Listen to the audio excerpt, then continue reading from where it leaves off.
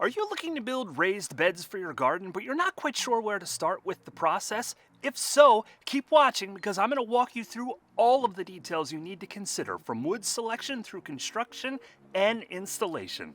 Let's get right to it.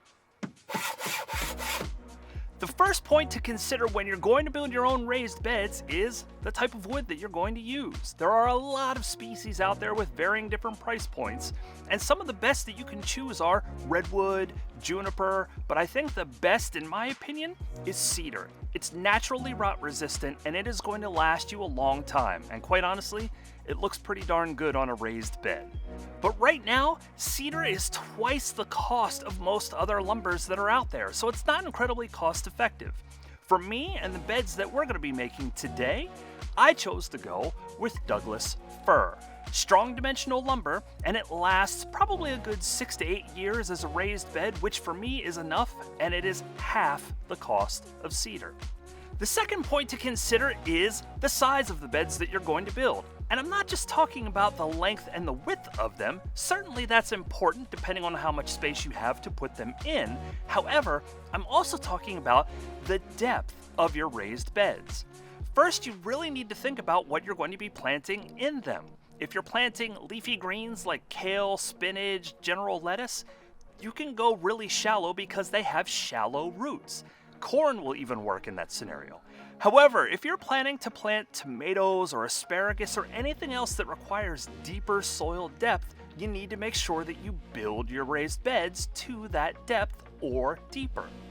Now, the beds that we're building today can be altered any way that you want. You can change the depth based on your board depth, go with different size boards. I'm going to be using a combination of 2x6s with a 2x4 in the middle to get me to that foot plus depth. But you can go with whatever depth you want. Get creative with this, honestly. You can also get creative with the width and the length of the plan that I'm going to run you through today. I'm going to be making mine 4 feet 1.5 inches wide, but I'm also going to make a version that's 4 feet 1.5 inches long and 8 feet 1.5 inches long, just to show you that you can change this however you would like. Have you ever watched a fitness video when you see a bunch of people doing crazy exercises? Yeah, that's a little creepy, not gonna lie. But then there's always that person that's doing the modified version as well. They're still getting the job done and working hard, they're just doing it in a different way. Well, I might be using some tools that you don't have, and today we're introducing what we are calling our tool modifier. You'll see it right up here every single time that we use a tool that you might not have, but it's in our top 10 tools that every DIYer should have, so you can follow along the entire time. Okay, so let's get right into the build. While I'm cutting the wood here, let me run down the cut list for you.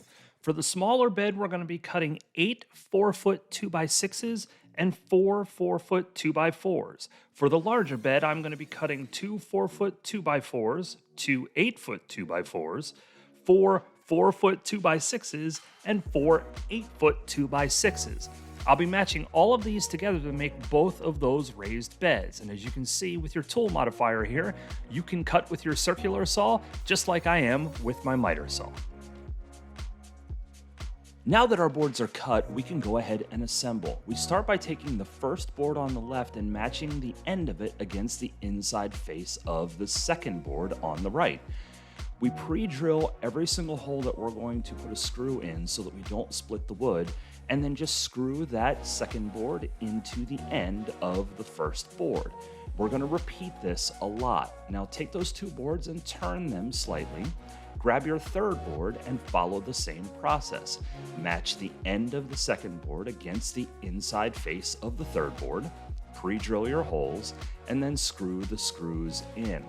Now I like to use my hand as a clamp for these corners, but if you have a 90-degree corner clamp, go right ahead and use it. It'll help you hold the boards flush together, which is critical for this. Now we take our 3 boards and turn them one last time and take our 4th and final board and slide it in. So now we have our 3rd board end up against the inside face of our 4th board and the 4th board end against the inside face of the 1st board.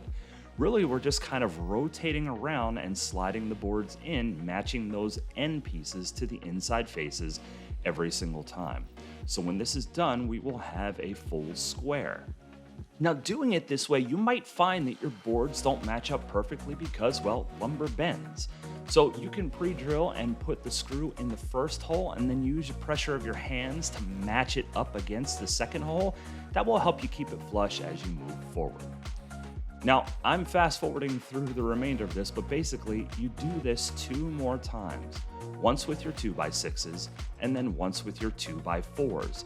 When you're done, you'll have 3 sections, but really you're just going to repeat the exact same process that we walked through slowly for these last 2 sections. Now, I'm using a corner clamp to help hold it together because it made it go faster, but if you don't have it, just continue to use your hand and the process will go smoothly. Now, when you're done, you will have 3 separate sections that you're going to have to put together, and it's hopscotch if you want, but you're just going to stack them on top of each other.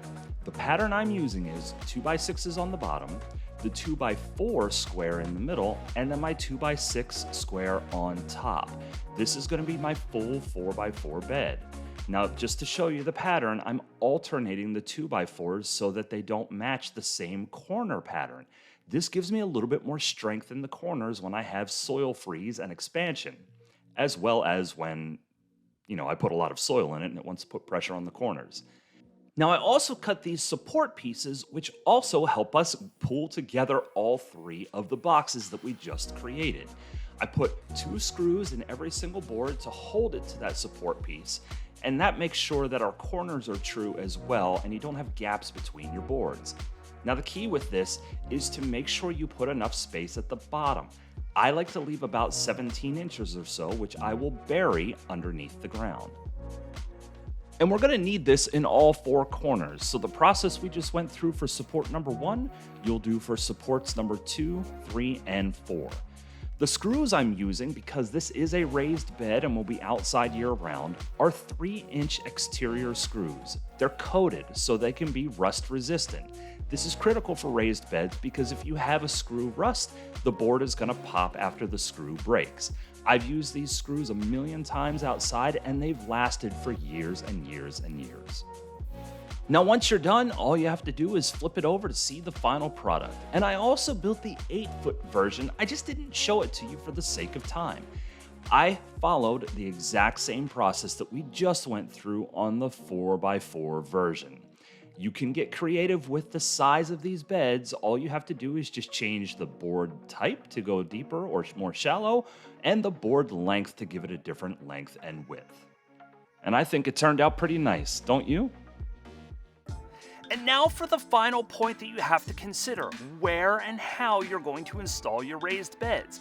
And there's a special trick that I've developed that makes it a ton easier for you to accomplish this process. Click or tap on the next video to check out the details on that. Until the next time, keep doing it yourself.